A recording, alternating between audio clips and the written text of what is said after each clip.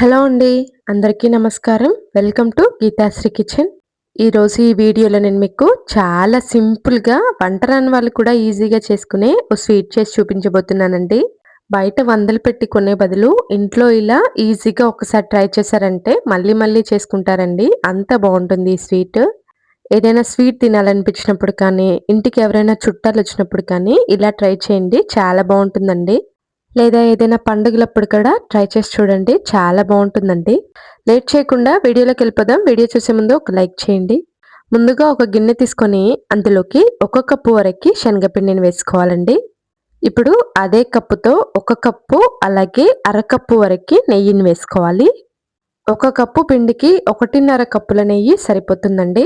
మీరు కావాలంటే సగం నెయ్యి, సగం ఆయిల్‌ని కూడా యూజ్ చేసుకోవచ్చు. ఇప్పుడు ఒక విస్కర్‌ని కానీ, గరిటెని కానీ తీసుకొని ఎక్కడా కూడా ఉండలనేవి లేకుండా బాగా కలుపుకోవాలండి. విస్కర్‌తో కలుపుకున్నామనుకోండి ఎక్కడా కూడా ఉండలు లేకుండా ఈజీగా కలిసిపోతుంది. మెజరింగ్ కప్ లేకపోయినా పర్వాలేదండి. అన్నీ కూడా ఒకే కప్పుతో కొలిచి తీసుకుంటే సరిపోతుంది.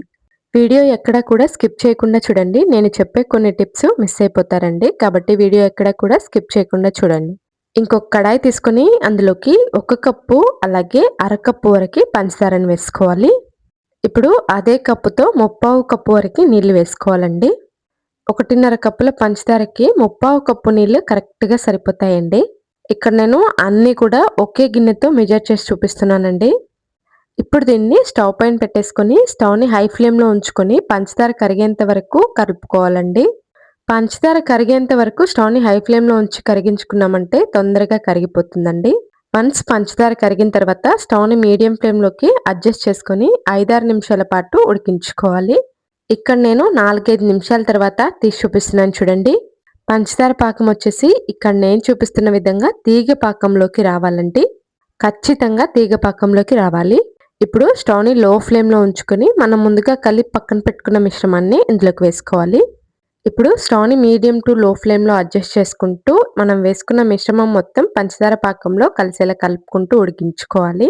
ఇలా కలుపుకుంటూ ఉడికించుకున్నామంటే తొందరగా దగ్గర పడిపోతుందండి. కన్సిస్టెన్సీ చూడండి ఈ విధంగా చిక్కబడిపోతూ ఉంటుంది. స్టవ్‌ని మీడియం ఫ్లేమ్‌లో ఉంచి చేసుకున్నామంటే ఈ ప్రాసెస్ మనకు 8-10 నిమిషాలు టైం పడుతుందండి. ఈ విధంగా కంటిన్యూయస్‌గా కలుపుకుంటూ చిక్కబడేంత వరకు ఉంచుకోవాలండి. మనం ఈ స్టేజ్‌లో ఉన్నప్పుడే కరెక్ట్‌గా చూసుకోవాలండి. లేదంటే గట్టిగా అయిపోతుంది. లేదా అలాగే మెత్తగా ఉండిపోతుంది. కాబట్టి ఈ స్టేజ్‌లో ఉన్నప్పుడే కరెక్ట్‌గా చూసుకొని మౌల్డ్‌లోకి వేసుకోవాలి. కన్సిస్టెన్సీ చూపిస్తున్నాను చూడండి. ఇక్కడ నేను చూపిస్తున్న విధంగా రిబ్బన్ కన్సిస్టెన్సీలోకి రావాలండి. ఈ విధంగా ఖచ్చితంగా రిబ్బన్ కన్సిస్టెన్సీలోకి రావాలండి. అప్పుడే మనకి స్వీట్ చక్కగా కుదురుతుంది. ఈ విధంగా రిబ్బన్ కన్సిస్టెన్సీ వచ్చిన తర్వాత ఇప్పుడు స్టవ్ ఆఫ్ చేసుకొని మళ్ళీ ఒకసారి దీన్ని మొత్తం అంతా కూడా కలుపుకోవాలండి. ఇక్కడ నేను ముందుగానే ఒక ట్రేకి నెయ్యి రాసి పక్కన పెట్టేసుకున్నానండి. స్వీట్ తయారైన తర్వాత టైం ఉండదు కాబట్టి ముందే రాసి పక్కన పెట్టేసుకోవాలి. కన్సిస్టెన్సీ చూడండి ఈ విధంగా ఉండాలండి. రిబ్బన్ కన్సిస్టెన్సీలో ఉండాలన్నమాట.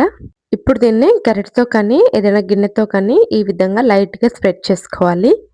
అంతా కూడా స్ప్రెడ్ చేసుకున్న తర్వాత పక్కన పెట్టేసి చల్లారనివ్వాలండి. ఓ ముప్పావు గంట తర్వాత మనకు నచ్చిన సైజులో పీసుల్లాగా కట్ చేసుకోవాలి. ఇక్కడ నేను కట్ చేసి తీసి చూపిస్తున్నాను చూడండి. చూస్తుంటేనే తెలిసిపోతుంది ఎంత సాఫ్ట్‌గా వచ్చిందో. మీరు దీన్ని ఒక్కసారి ట్రై చేశారంటే ఈజీగా మళ్ళీ మళ్ళీ చేసేస్తారండి. అంత బావుంటుంది. థాంక్స్ ఫర్ వాచింగ్ అండి.